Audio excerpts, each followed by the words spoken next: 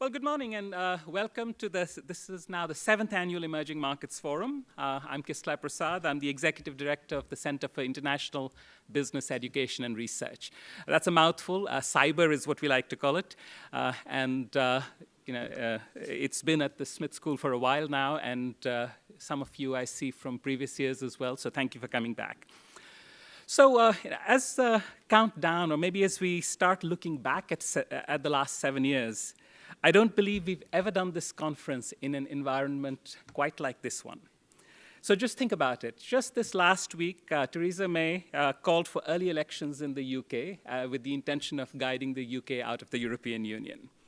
I think it was just within the last month that Article 50 was invoked.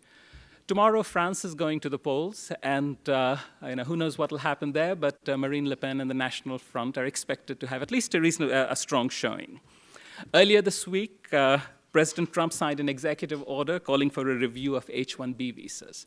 And this is just what's happened this week. So when you start thinking back to the month or a year, the head spins. It feels almost like being in the middle of a storm. So for years now, I've come to this conference, and my basic storyline has been that the world's becoming smaller. We are all becoming much more integrated, so we must learn about how to do business in China, India, Africa, and a range of other countries. And now the trend seems suddenly to have been reversed.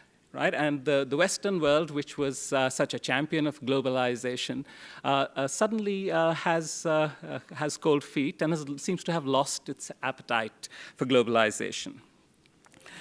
So there was, at least maybe a few months back, there was a time when we might have believed that all we need to do is just weather the storm and things will return to some kind of normalcy that we're familiar with. But that seems it seems harder and harder to hold on to that notion. So at least we need to examine the proposition that we're in a new era of globalization, and that things are not the way that they've been. So, you might ask, what does any of this have to do with emerging markets? And the truth is that an sometimes unspoken part of what people are protesting about globalization is the ever greater integration with emerging markets. So, think about it. We speak of factories moving to Mexico, or this H-1B visa issues. It's related to software professionals from India coming to the United States, and then steel in China, milk in Canada now. That one's not an emerging market, but a whole range of things. And so the concern, it's not as if it is not grounded in anything. There's a large part of the population in the United States that felt that they didn't end up benefiting from the promised gains that were going to come from globalization. And they wanted to make their voice heard, and clearly they deserve to be heard, right?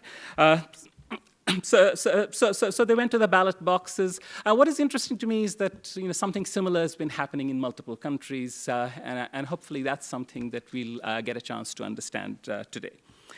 Of course, there's a countervailing force here. It's unquestionably the case that emerging markets will continue to be a significant force in the world. They're young, dynamic, growing economies, and US companies want to be there.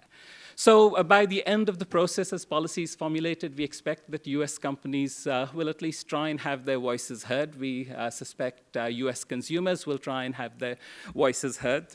And it remains open to see what actually comes out of this whole process. Another dimension that we'll get at today is that, with the global dispersion of supply chains and production and the way everything is, what does it even mean to go back? I mean, do you pull your whole supply chain back? How exactly do things change? So really the question for us today becomes that are we in the process of a recalibration of our relationship with emerging markets, right? And if we are, then where exactly will the dial end up? And that's hopefully that's a question that we'll get some light on today.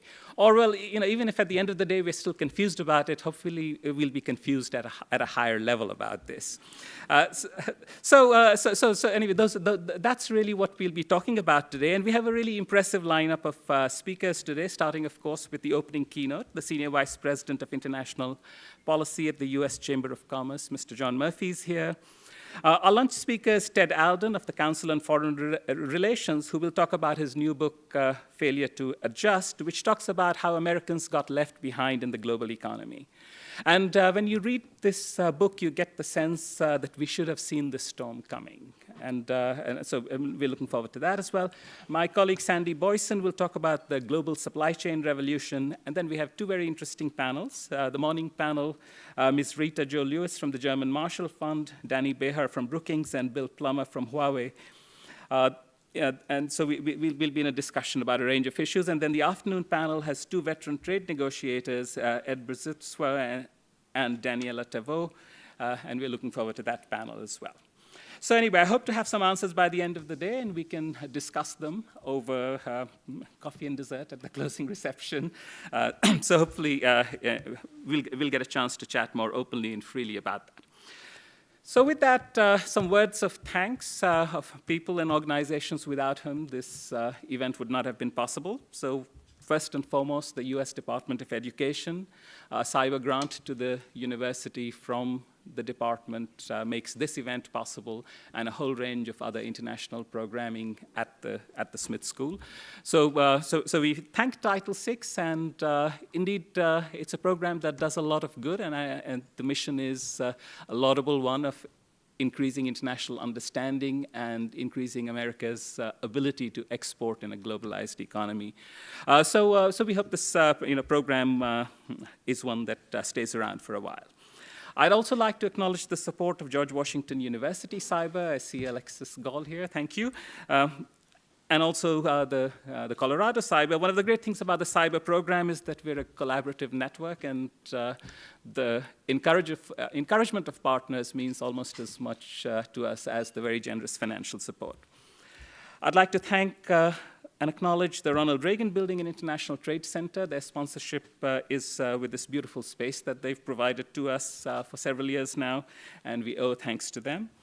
We're also grateful to the sponsorship of the Smith School's Emerging Market Association.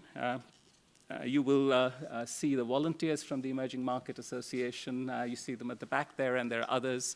And they've been partners in this whole enterprise for several years now. So I would like to thank them. My co-organizers, if you stick around till the end, you'll see me on my knees thanking them from the bottom of my heart. So please stick around for that. At my age, bending down on my knees is very hard.